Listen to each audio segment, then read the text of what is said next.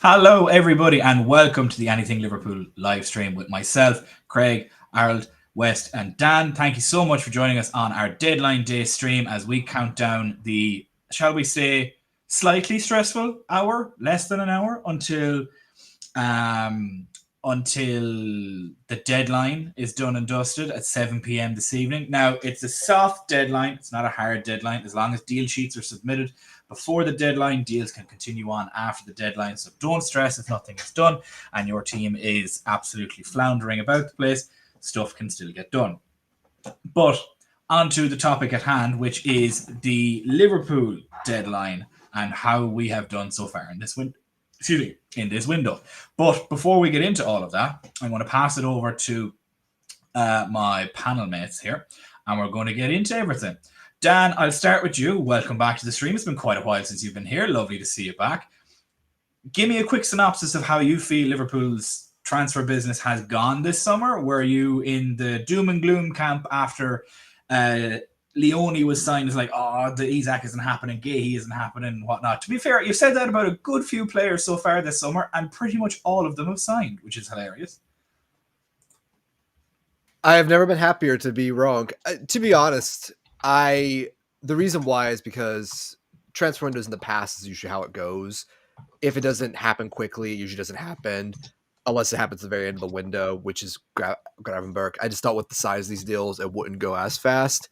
Yeah, I mean, there's no other way to put it. I mean, I feel blissful. Nirvana. Zero. I have been annihilated. I no longer exist because we now. I think there's no argument this is the most perfect window you can have. Even if we don't sign Guehi and that deal falls through, I still think you cannot. You break the transfer record for Verts, Ekatike, Isak. You sign Ekatike. You sign Giovanni Leone. You sign Jeremy Frimpong, Milos Korkis. You address pretty much every major potential concern now and in the future. I mean, it's blissful. It's nirvana. Like there's no other way to really put it other than that. And perfect start to the season. 3 wins, 9 points. There's nothing anybody should be complaining about, even if Guehi does not come through. You do realize what fan base we're part of.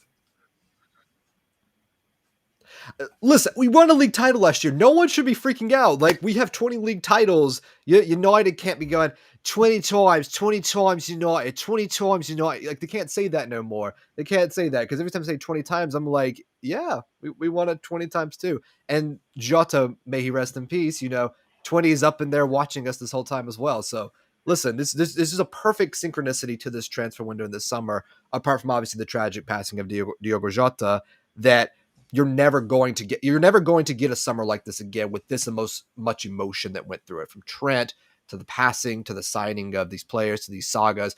You're never going to experience this ever again. So at this point, I think we can all Thank just God. Relax and enjoy a peaceful universe. Yes.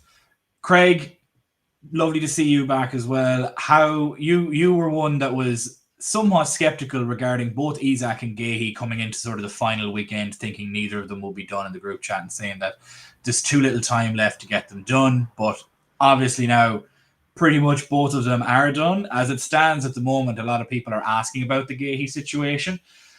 As of right now, Crystal Palace have not called Mark Guehi back. He has completed his medical.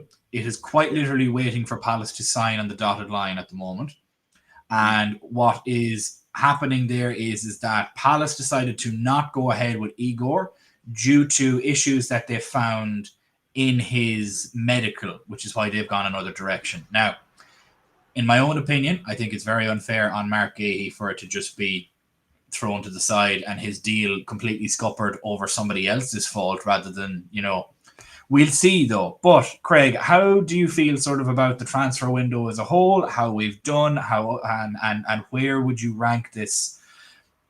I don't want to be rude when I say this, but obviously both yourself and Harold would be, shall we say, more seasoned, to put it politely, than some of our younger compatriots. So where would you rank it in summers and business done compared to others that maybe yourself has witnessed? Okay, so I mean, I'm getting on now. So I've been going to Anfield for 52 years now. So, in terms of what I've seen, and I'm going back like late 60s, early 70s onwards now. So, in terms of the players I've seen come and go at Liverpool, I would say, and obviously from 92 onwards, the Premier League era when it started, I would say this is the best transfer window in the Premier League era ever of any club. And I include Chelsea in that, in the Abramovich years.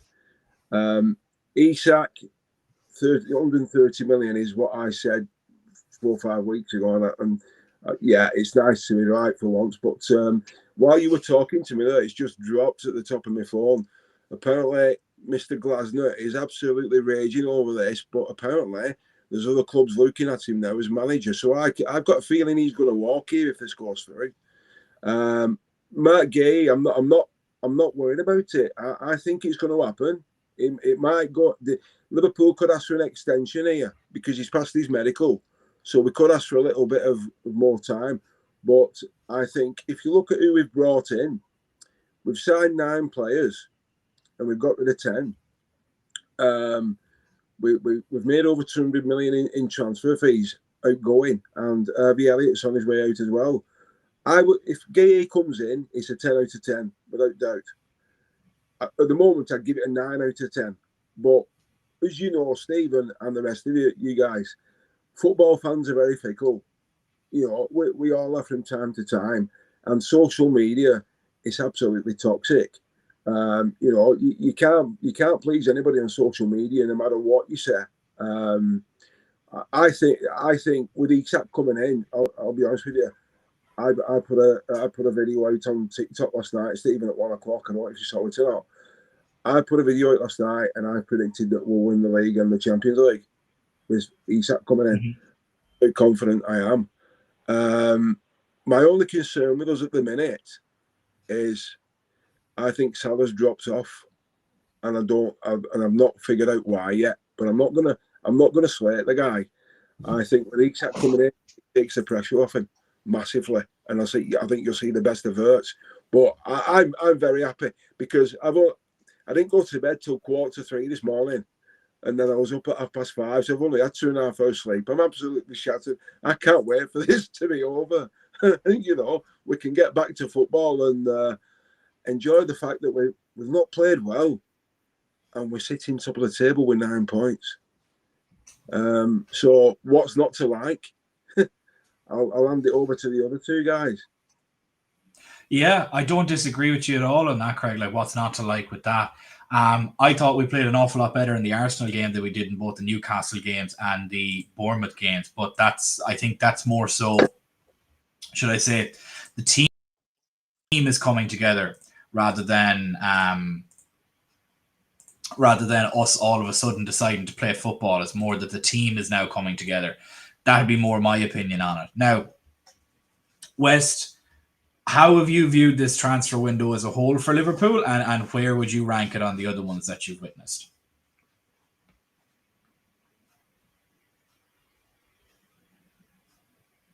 I don't. He's even frozen? He's not. I think he's frozen because of the bandwidth. I think I just messaged him as well. Yeah. To Greg's point, because I know our 4th guest, I do not know his name, so sadly, I hate that I don't have new people. I have to learn other names. The good thing is about Guehi, I can't. I already give it a go.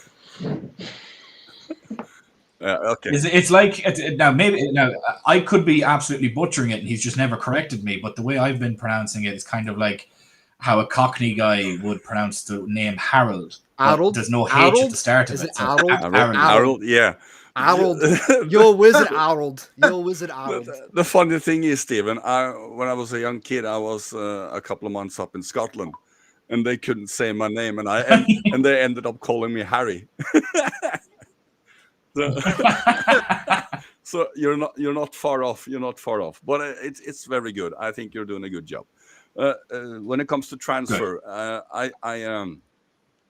I mean, if Guehi comes in, we've got Guehi, Frimpong, Kirkis, Ekitike, Wirtz, and Isak. And that's all starters. They're not squad players. They're not depth players. They are right into the team to strengthen the team. and we have gotten the talent in Leone and Pesci and Woodman. So for me, I got to pinch myself because this is the best window I've ever seen, and I don't think I will see a better window for years to come, because this is a rebuild in one window. The next transfers we will do when it comes to replacing Salah or Virgil, they will be adjustments. They will not be like, we won't get 6 starters in one window again. And as I said, I've been, all you guys, I've been very trust the process. These guys will come in. I still believe Guehi will come in. And for me, this is, outstanding. Yeah, I don't disagree with you at all in that. It's been a fantastic window, in my own opinion.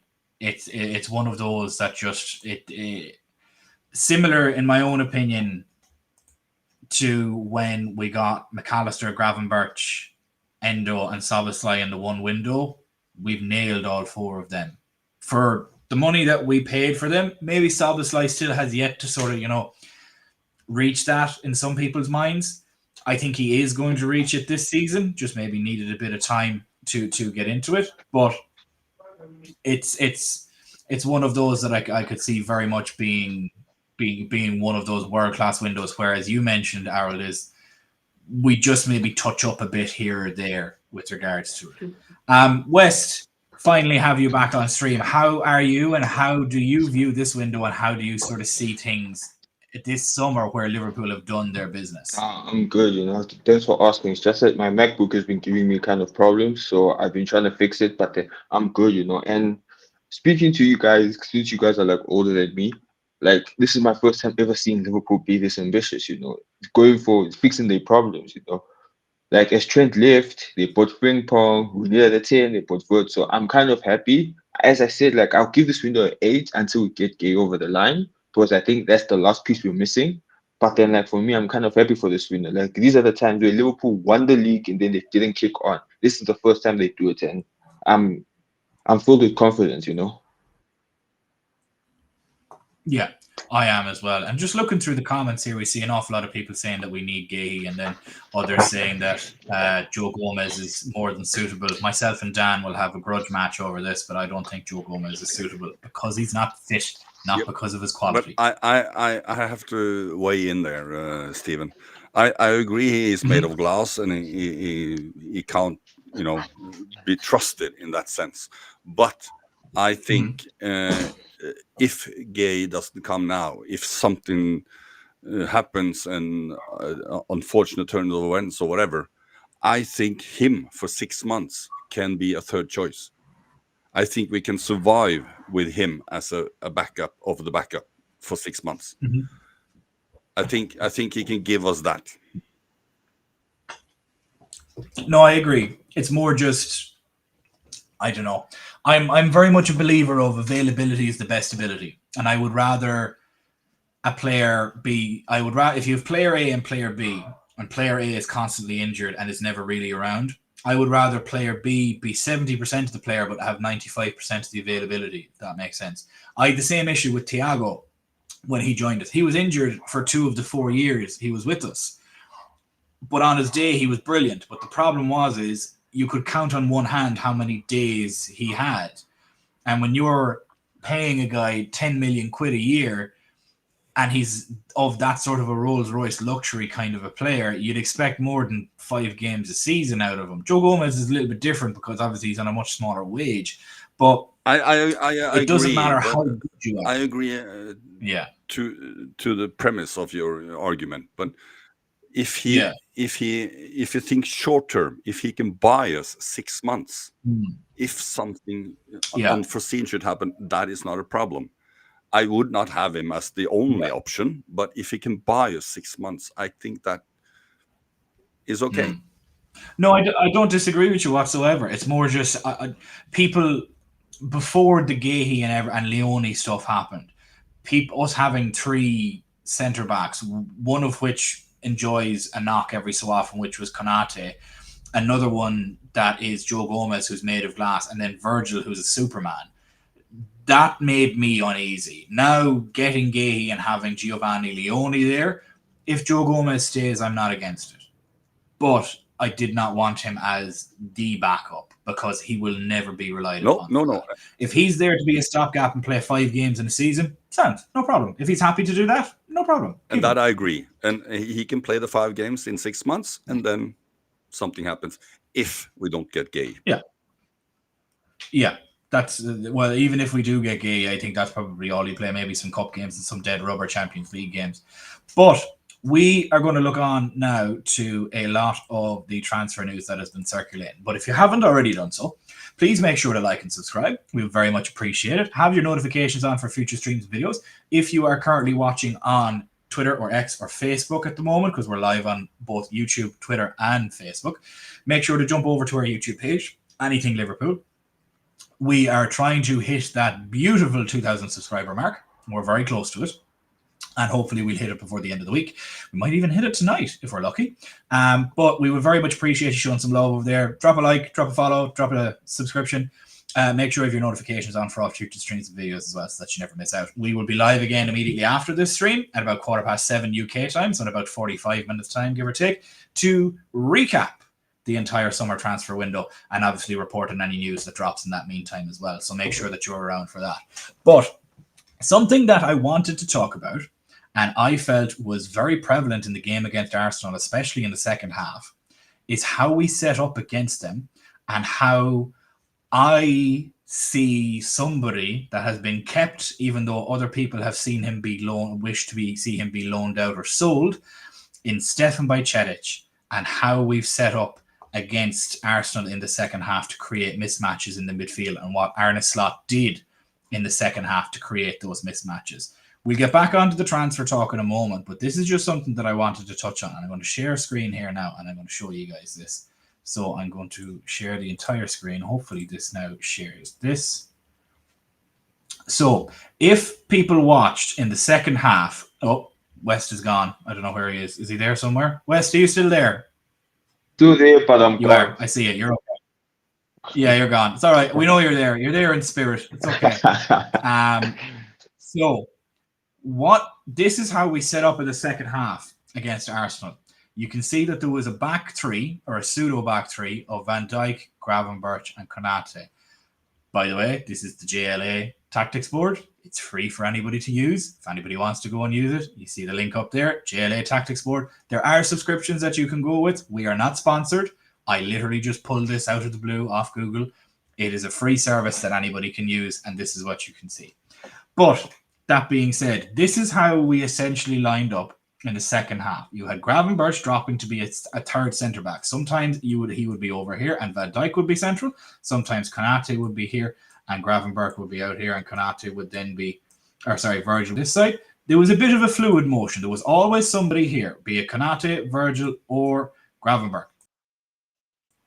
There was always somebody here. And the reason this was the case is because this is how you beat a press. And this is how Slot has basically learned to the end of last season how to beat that man press that we've had such a difficulty facing. We've had difficulty facing it with Forest. We had difficulty facing it with PSG. Arsenal like to do it. Newcastle like to do it. And Gravenberch is key to this. And this is why. So what happens is the ball is here. Pass can be played here. Or a pass can then be played here. That then immediately creates a mismatch for this would be Gyökeres right here, pressing Van Dijk.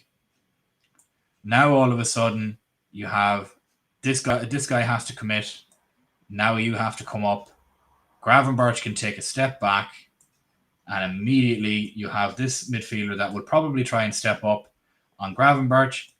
This midfielder will pull across. This midfielder will pull across, and then immediately the pass can go from Virgil to either Gravenberch to Wirtz or a quick around to Kerkez. 3 options immediately that beat the first line of the press. 2 passes, you have the first line of the press beat. Bet Arsenal. That is how we played through the press in the second half and looked an awful lot more attacking in the second half. So here's where the questions come. Harold, I'm going to throw the first one over to you. Did you notice this change, and did you see us dropping into more of a pseudo back three in the second half? And did you sort of think it was working a little bit more in the second half, or did you not spot this whatsoever? I saw Gravenberch being more in a defensive midfield position, or as you say, the third center back. I still have a little bit of a bigger heart rate when we start passing in the back like we do, because of the pressing from Arsenal. One small touch, wrong touch, one half a meter to the side, and we are in trouble. But I noticed that we came quicker up the field than we did in the first half. But I didn't see the options like you are lining them up now. But I saw we played it off better than we did in the first half. So I noticed the Gravenberch, but not the options as you draw them out. No, I didn't. Yeah.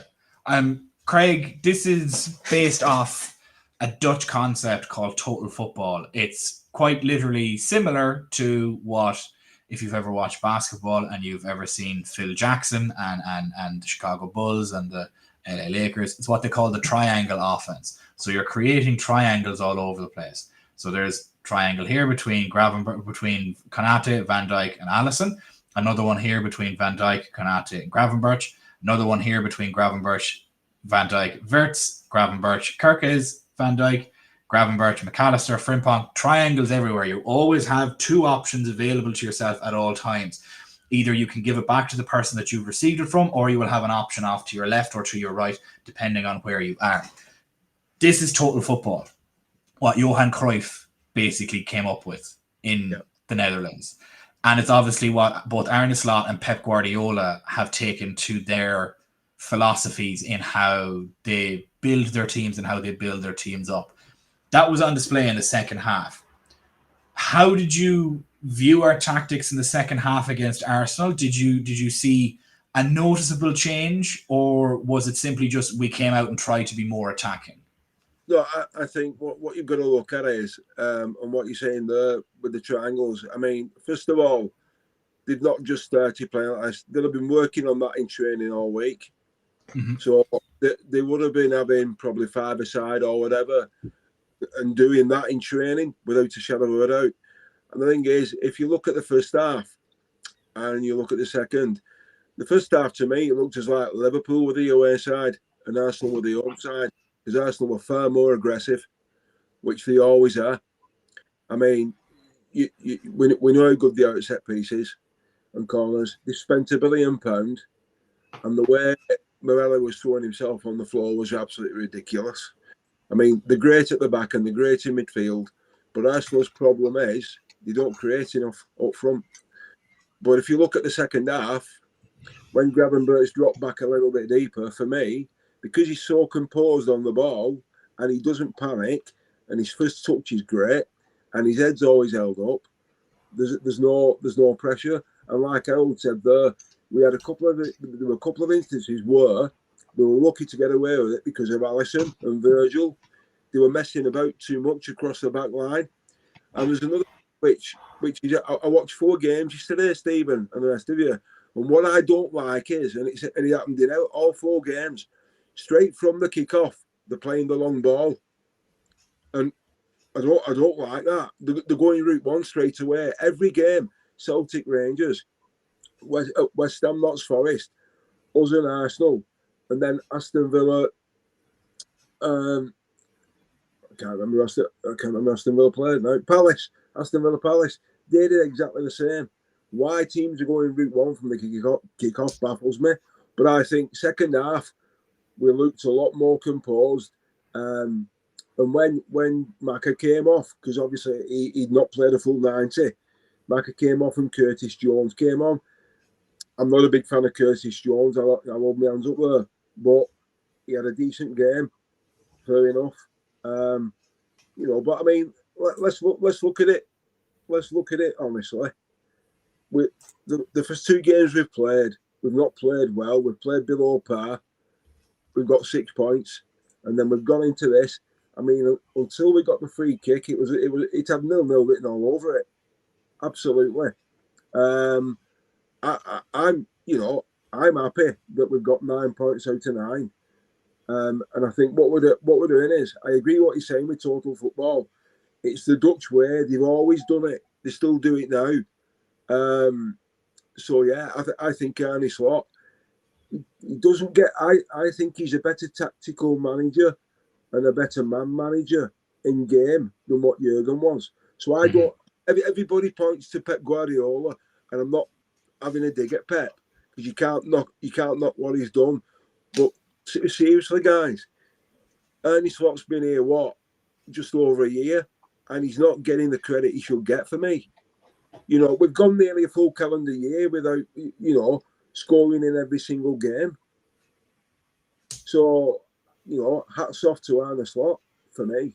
Yeah, 100% agree with you. First manager in Premier League history to have a goal. I think they've scored a goal in 40 out of 41, which is about 98% of their first game, or 39 out of 40. So out of the first 40 games, he's the first manager in history of Premier League history to have that record.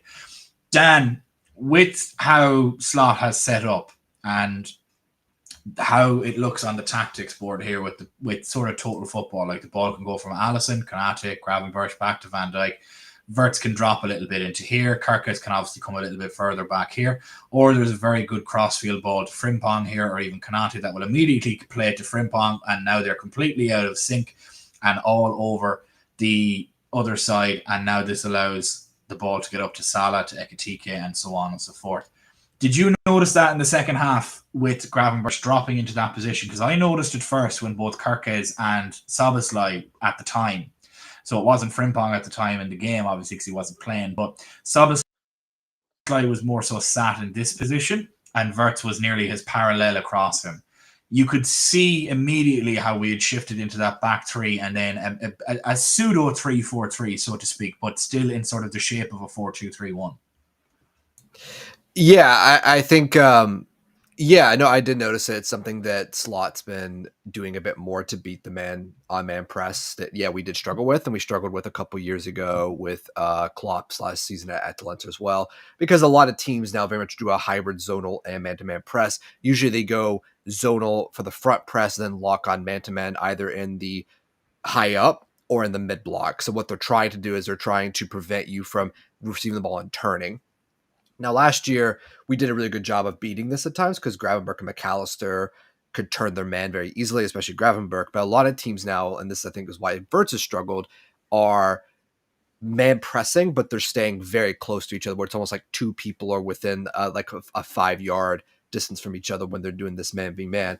What we started doing as well is not just splitting the center backs or trying to move someone up, is that Szoboszlai was rather than staying wide, was tucking in and inverting almost as a center forward and giving as from the right back position, allowing that pass through him because they weren't tracking him, Martinelli, or as they wasn't tracking him as they were going forward.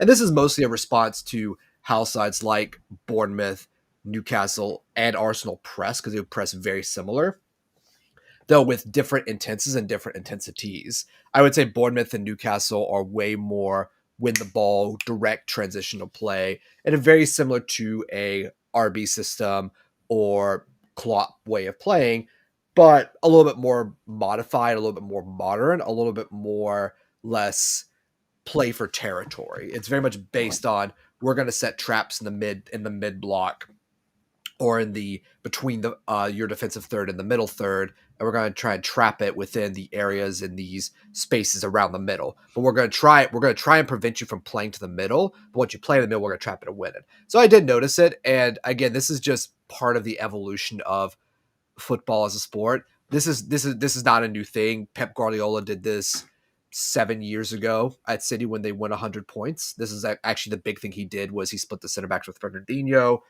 He has fullbacks push on. They were pretty much playing a 3-2-5 in possession and build up, or 2-3-5 at times. None of this is new. These are all adaptations as they all adapt to each other. And I think with Slot, I know Craig mentioned it. I think what Slot is that he brings a more fresh perspective than what Klopp did by the end. And that's not a knock on Jurgen. Jurgen had been there for 8-9 years, and people underestimate Jurgen's tactical perspective.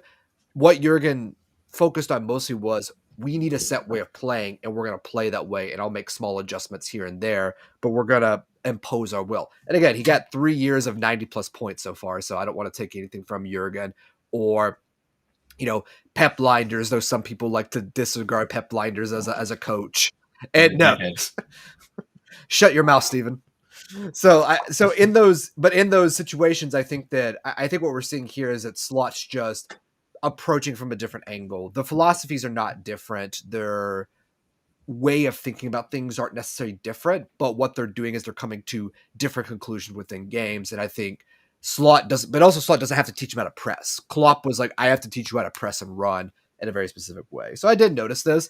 I did think what we saw, though, and this is why they're buying Isak, is that when you do this, you're not always going to beat the press. You're going to need an option to go long. And I think what happened a lot this game was Ekitike was too willing to come deep.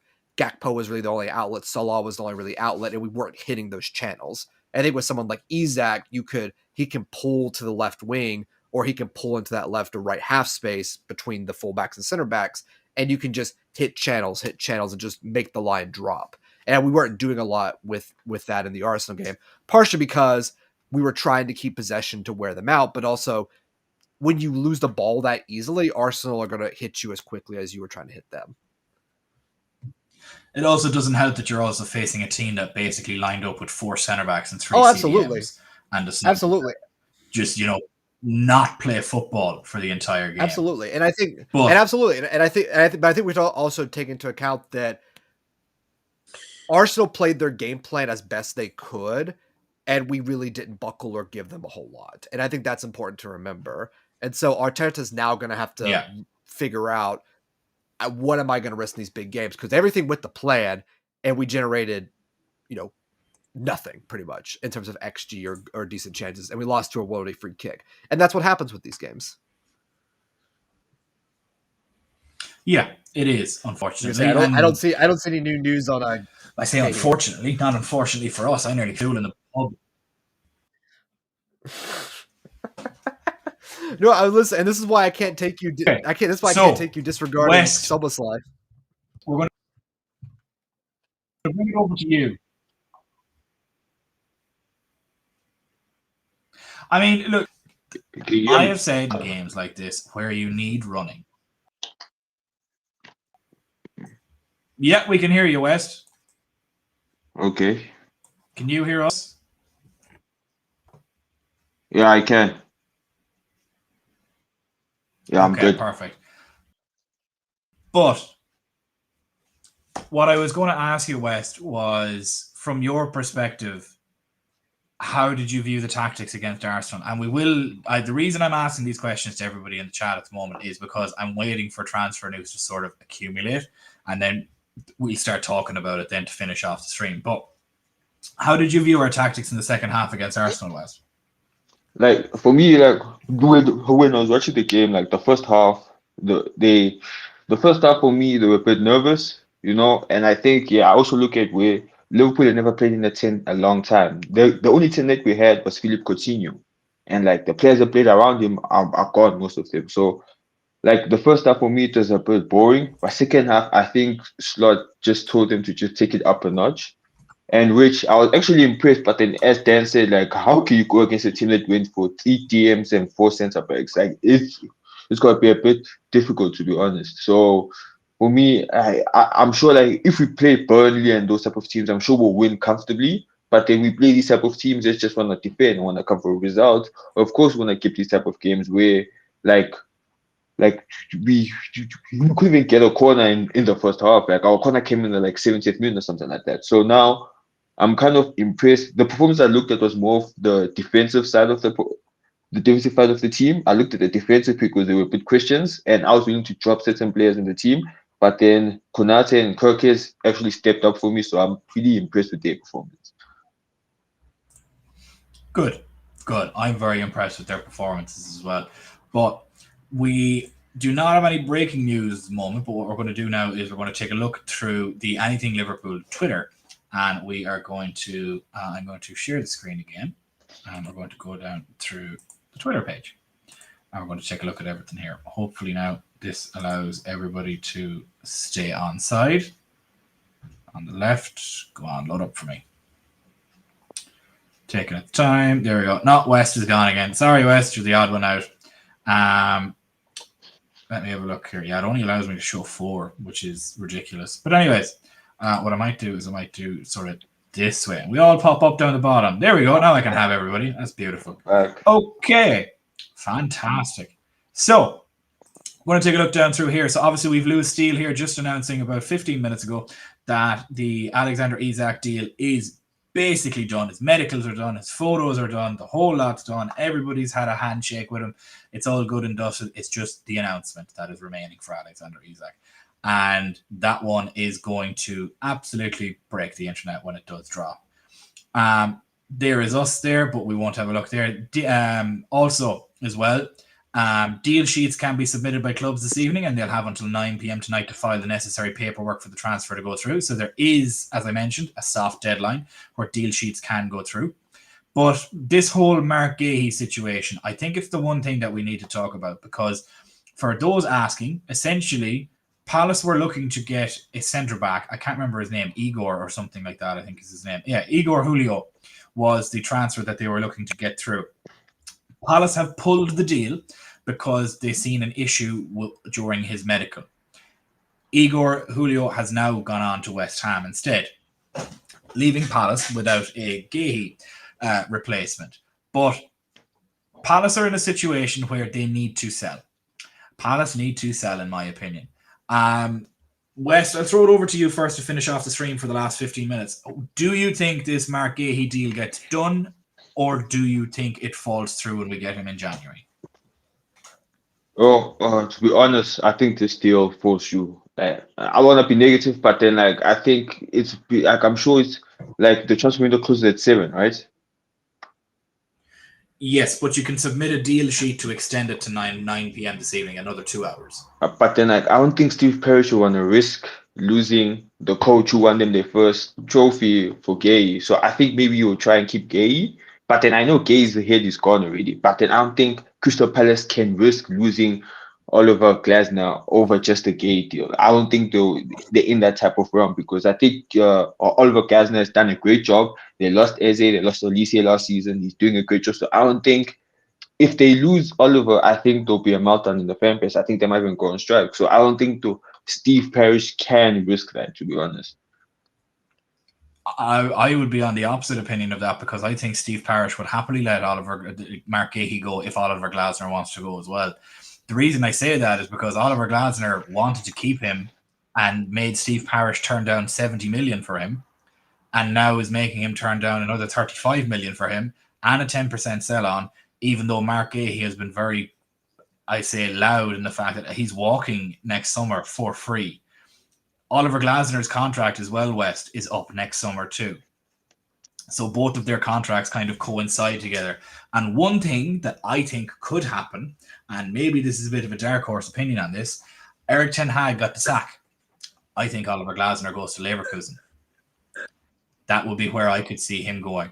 Dan, I'll throw it over to you next. You were somebody that thought we wouldn't get Guehi and we would keep your Lord and Savior Joe Gomez. It might look like you're getting your wish. How do you see this playing out over the next 2 hours, so to speak? They might fill out an extension. It depends on what discussions are going on at Palace. The last thing that was tweeted by anybody that's reliable from Chris Williams, who some of you may not remember Chris Williams, but he's in Germany. He has a lot of connections within the transfer world, especially within Liverpool and the Bundesliga, though he's not one of the big ITKs or has a blue check mark, because no one should be giving Elon Musk any money at all.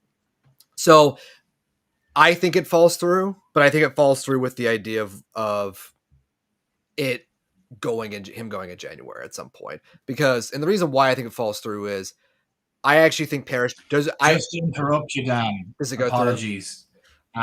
Sky Sports have just said that the Palace deal will go through. No, I don't believe Sky Sports. I cannot be this cursed. I don't trust Sky Sports, Steven. I don't trust Sky Sports. That's the last thing I would trust. No, not just Sky Sports. So there's a particular Twitter account, also called Red Memorabilia, as Charlie has just mentioned here, who has been very, very accurate about everything and has said, we have been told that Mark Guehi deal will go through. ITK. So this guy is not an ITK. I can guarantee you that. He's one of the most reliable on it. If he speaks, you listen. Anyways, the way that I look I think it falls through. I think it falls through if Glasner says he's walking.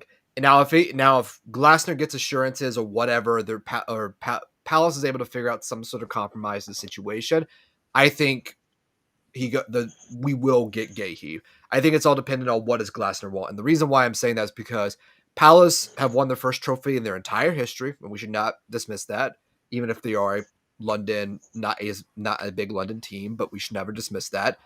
They're also in their first trek to Europe, and we shouldn't dismiss that Glasner is a really good manager. I don't think that should be. He won Eintracht Frankfurt's, I think it's either their second or third European trophy ever. And Eintracht Frankfurt are not a big. Yeah, I think it was their first European trophy. They had been in a couple before, but I don't remember if they were runners up and had won one.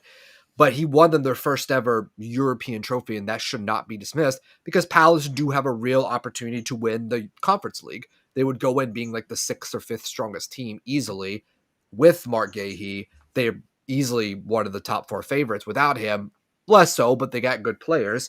So I think it comes down to what do Palace at this point say. And again, he's in the London office. They're waiting for him to go. So Liverpool obviously think it's still going to go through. Liverpool still think it's going to go through, which I think is a positive sign. They haven't pulled out yet. Which some of our dads should have pulled out just to say that. But just because the Liverpool haven't pulled out yet does not mean this still falls through, because I think it comes down to what do Glasner. I am not sharing that comment, Charlie. You absolute fucking moron. But Harold, I'll move on to you, and we'll get Craig as well just before we finish up the stream. Do you see the Mark Guehi deal falling through, or do you see it being done? We have a lot of not so much conflicting information, but you have people saying that it's in jeopardy. There's another 2 hours to go if a deal sheet has been submitted, which I'd imagine it probably has been already. But how do you see this playing out over the remainder of the evening? I mean, I've been positive all the way, so I have to be that for the rest of the evening as well. But I cannot see a situation where Palace can keep him for 6 months. I mean, he played the game yesterday. He did not give an interview. He was clearly unhappy with certain things. He's not happy. There are issues there, and to keep him and lose money, I can't see that being a good option for them. I think he will be professional and will do the job if he has to stay, but it's not a good solution for anyone. I think he comes. Yeah, I'm of the opinion that obviously Palace are a team that can't turn down £35 million at this stage, having already turned down a £70 million offer previously because of Glasner. I think Parish will say, on your bike, good luck, and tell him to jog on, because Glasner's deal is up at the end of the season as well. Parish doesn't have to renew that at all. Parish can say, this is your last season. You can walk now if you want, but this is your last season. Craig, how do you view it? Do you think Guehi will come? Do you think there's too little time left? Deal sheets can be submitted and there's another 2 hours of negotiating, essentially. Guehi seems to want the move. I'm going to stop sharing as well. Guehi seems to want the move. We've already agreed fees with Palace. This just seems to be a manager that seems to be throwing his toys out of the pram, unfortunately.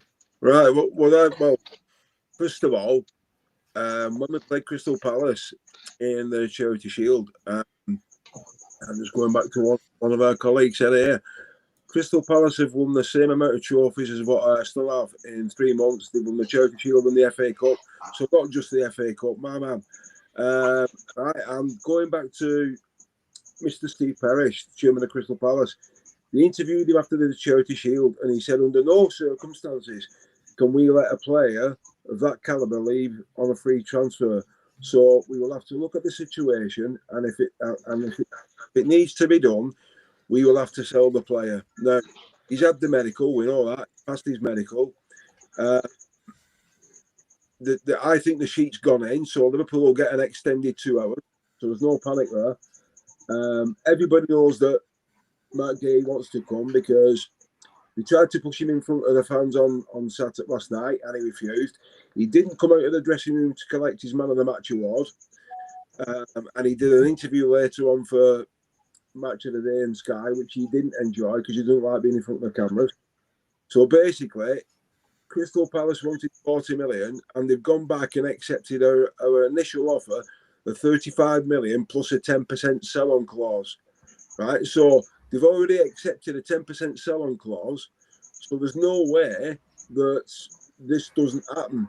And I think that, Glasner, yeah, he's furious. He really isn't happy. But at the end of the day, every manager says that. Eddie Howe said it for the last 6 weeks over Isak. Look how that's played out. So, and Glasner's not going to be there next season. You can take that to the bank. So I think, come 9 o'clock tonight, Mark Guehi will be a Liverpool player. I'm not panicking about it, and I certainly don't think he's panicking about it. And I certainly think Stephen Parrish is an hard man to do business with, and he's not going to let £35 million slip through his fingers. Not for me. No. Do you know, I'm changing my tune on it. I don't think it happens. Right? Why? What? Why? So you've done a 360 there, Stephen. Why? Come on. Yeah. I just don't think it happens because I probably, to sort of steal Dan's thunder a little bit, I think if Glasner, because of the issue that Palace may have at the moment is Parrish may look at it from a perspective of, I could lose both my manager and I could lose my best centre-back and captain in the space of 2 hours. I think I need to at least consolidate this and try and get a fix in place for the next 6 months and then start recouping and reviewing in January. And the reason I think that is just... You can't let Dan get under your skin. I mean, it's not Dan getting under my skin. It's just if Dan speaks... Shout out to Dan. Get under his skin. No, I'm not getting under his skin. Listen. Like we joke about how yes, I like... My approach was I didn't see it happening for so many transfers this summer because I'm looking at it from this larger lens of I don't know what's going to happen, what's going to fall in place. Like Wirtz with Bayern. I had no idea Bayern were going to shit the bed like they've done this season. Ekitike, it seemed like he was off to Chelsea at some point. Isak, I thought that was mostly just going to come down to the fact that Newcastle were just going to ask for outrageous prices. I never doubted we had money. I didn't doubt we weren't smart if I had ambition. I just looked at it from the perspective of I don't know who we get or why. I knew we could go get Kirkes, and I didn't know that what we were going to do when it comes to Frimpong, because I thought they were going to look at Bradley and Ramsey because we've done things like this in the past. The fact that we have moved like this is just, I'm not surprised. I'm happy. That's a difference. Also, these comments are out of order. We're not comparing Oliver Glasner to famous Austrians in history. No. Österreich. We're not doing that. Let me come back at you, Dan and Steve. So if this doesn't go through tonight, this is what I think will happen. Right now, I think Crystal Palace, the 35 million and 10% is still on the table as we speak. Right. So if this deal doesn't go through tonight, and Mark Guehi ends up staying at Crystal Palace, I think in January Crystal Palace will take the 35 million and the 10%. We won't offer 35 million in January. We'll offer 10 or 15, 20. We'll take the 35 million tonight. Then they're not gonna let him go for 10 million. They're not gonna do a Trent Alexander-Arnold and let him. We'll see. Let him go for 10 million. It ain't gonna happen. We'll see. We'll see. Have a pint of Guinness. Yeah. I don't. To be honest with you, I just don't think it's going to happen because it's too close to it. The end of it. Too And- like Ruben, hammer him now. Put your tactics board away. But to be honest, like I'm not, and this is the thing I'm trying to remind is that it doesn't really matter because we can buy him in January. We can also get him in the summer anyways. That's when the center backs looks like a deal sheet has just been submitted, Dan, from according to the Cop Watch on Always- Twitter. Now, how reliable always they are. always the most reliable. if I mean, he called a lot of the Isak stuff. if we submit the sheet we're talking about, Yeah. 2 hours. yeah, we get 2 hours. Can I That means we have 2 hours to wheel and deal. But if we don't get aboard, they still keep him, right? Yeah, Yeah. exactly. So it's no harm in turning in the sheet because both clubs get 2 hours, take a Yeah. breath, breathe with your stomach, and stop listening to Steven and Dan and West.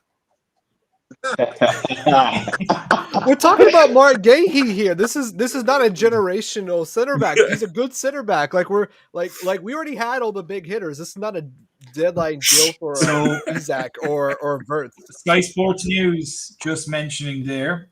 Now, I don't know who on Sky Sports News, but it's Sky Sports News saying it. That on Mark Guehi, it's still unclear at this moment in time, but clubs still say that the deal is going ahead. Yeah. Mike McGrath has mentioned that a deal sheet is set to be submitted for the Mark Guehi move from Crystal Palace to Liverpool, but the deal is in the balance. Medical has been completed. Mike McGrath is the one. He's coming. But yeah, as you said, Harold, there is no harm in submitting the deal sheet. Exactly. It's just we all get 2 hours. We can go, we can have a bit of food, we can chill, we can relax for a half an hour and then hash it out. I'm still of the opinion of Dan that if Glasner says he walks, if Guehi goes, I reckon Guehi will stay. And I think that's more so because from a stability standpoint, this late in the window to replace your club captain and your manager and your best defender in the space of fuck all time is a mountain to climb, unfortunately. But it's one of those. But we are going to leave it there because I have another stream coming up in about 15 minutes and I am absolutely wrecked at this moment. But pleasure to have everybody on. From myself, Craig, Harold, West, and Dan. You'll see myself and Dan on the next stream now in about 15 minutes' time as we go and we review all of the summer's transfer business. We'll be taking a look at bits and pieces all over the place and taking a look at Liverpool's net spend and how it is still lower than Arsenal's for some reason, even though we broke the British transfer fee record twice. Thank you so much for joining us on this deadline day stream. The deadline has now passed. Liverpool have submitted a deal sheet for the Mark Guehi deal to get it done and get it over the line. They have an additional 2 hours until 9 p.m. this evening to get this done and over the line. But until then, it still hangs on the balance. Make sure to like and subscribe if you haven't done so already. Make sure you have your notifications on for all future streams and videos so that you never miss out. Very much appreciate all of you guys watching across Twitter, YouTube, and Facebook. Make sure you jump over to our YouTube page, Anything Liverpool, and get yourself subscribed and have your notifications on. Make sure to go get a quick coffee because we're going to be back in about 15 minutes with another stream reviewing all of the summer's business of the top 6 teams, and we'll be ranking all of the teams based on their summer business. We'll be going through a lot of them. Thank you